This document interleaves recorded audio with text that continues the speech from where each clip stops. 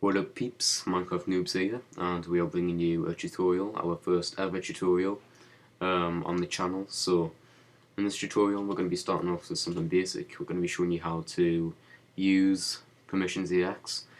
All of the download links will be in the description, so we're not gonna like make you search for them.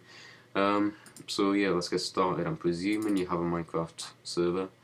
You should have a plugins folder as well, and in the description there should be a download link to PermissionsEx. Once you downloaded that, you want to drag the jar file, which is permissionsex.jar, into the plugins folder, and you want to start and stop the server, and this will generate a folder, PermissionsEx. So you want to go into that, and you should have two files, the config and permissions.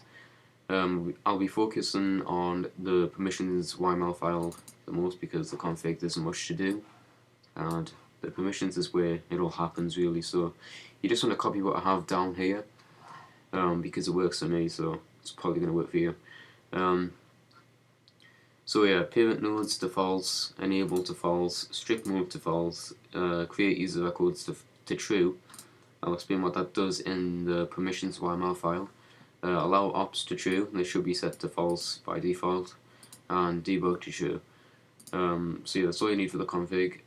Permissions. So if I scroll down right here, I'll explain what the create user records in the config meant. So as you can see, I have a list of all the users that have been on the server. So that is the records it means by create user records. So anyone who logs onto the server, their name will get recorded in the permissions YML file, and it will say what user group they are. So default, if I scroll up, you should see some people who are mods and admins. There's me, admin for some reason, change that owner, save operator and stuff like that. So that's what that is. Now I'm going to scroll up and I'm going to explain the code. But first, when you download PermissionsEx, this file will be empty right here, so I'm not going to make you copy out all this code. So what I've done beforehand is I have uploaded the code, my permissions YML file, to the Dropbox page. So you don't need to copy the user groups, but what you need to do, if you're not confident about creating your own code, is copy all of this, all the way up, and paste it in your YML file. So permissions YML file. So it actually works, because I've been getting a lot of errors with permissions YML, and I finally got it to work, and it wouldn't be fair to put other people through my misery. So there you go. So as you can see, we have the default group, default true. You don't need this for any of the other ranks, like builder doesn't have default false or whatever. So default true, and we move on to the permissions. So these are all the permissions.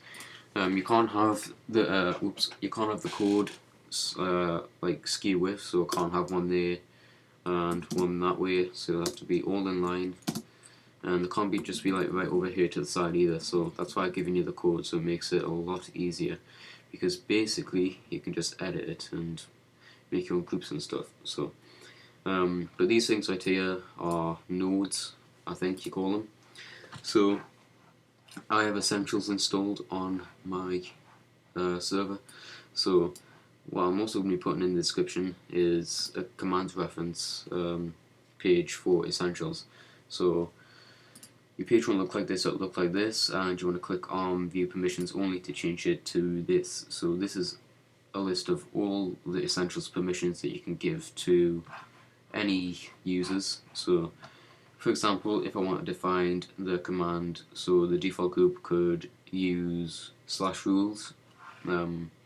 I just hit command and find, or Ctrl and F on Windows, and search rules, so hit enter, and there is the node or command for the rules. So copy it, essentials.rules, and you go into your text editor if you're on a Mac, or if you're on a Windows computer, Word, I guess, or what do you call that program?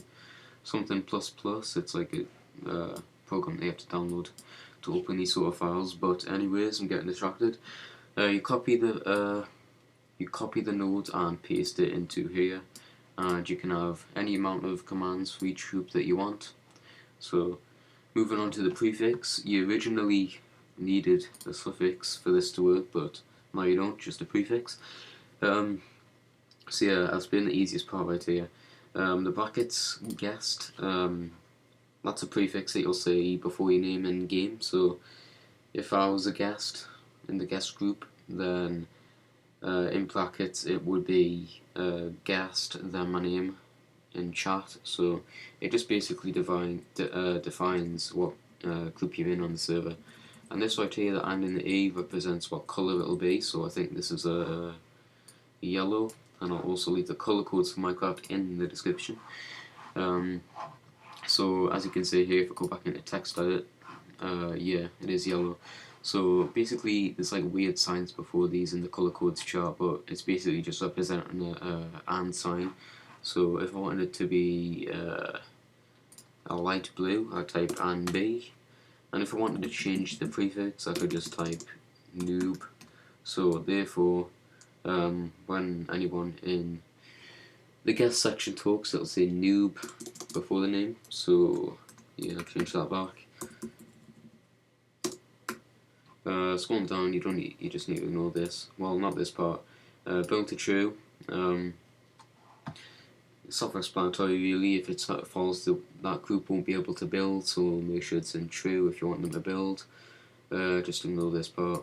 Builder.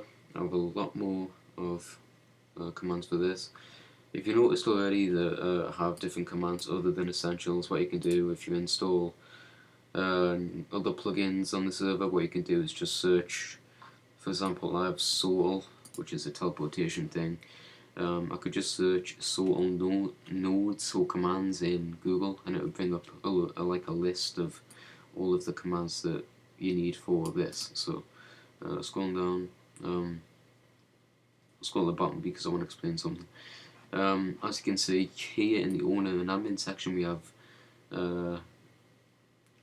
a star in apostrophes. This is a wild card to represent that the owner has every command in the server and it does not have any restrictions to commands. Same with the admins. They also have a few more commands such as admin chat and stuff like that. Mob disguise is a good plugin. So yeah, that's what that does. It's basically just a wild card. So be careful with that if you're going to use it, because you'd only be given like default users like every command. It would be quite bad. But inheritance, haven't explained this yet. So if I take admin for example, they inherit a moderator. So basically what that means, the admins get every command that a moderator gets and every rank below a moderator as well. So that's what that means. We move on to the user section. So as you can see, my name, then the group, then owner. If you want to change a person's group, what you can do is just replace, if I want to be an admin, I'd just replace the owner with admin, save it, and reload the server, and that person would be that rank. So it should work because it works for me. So thanks for watching. More tutorials to come. Just trying to think if I missed anything out what might be important, but I don't think I have. So yeah, thank you for watching, and I'll see you later. Peace.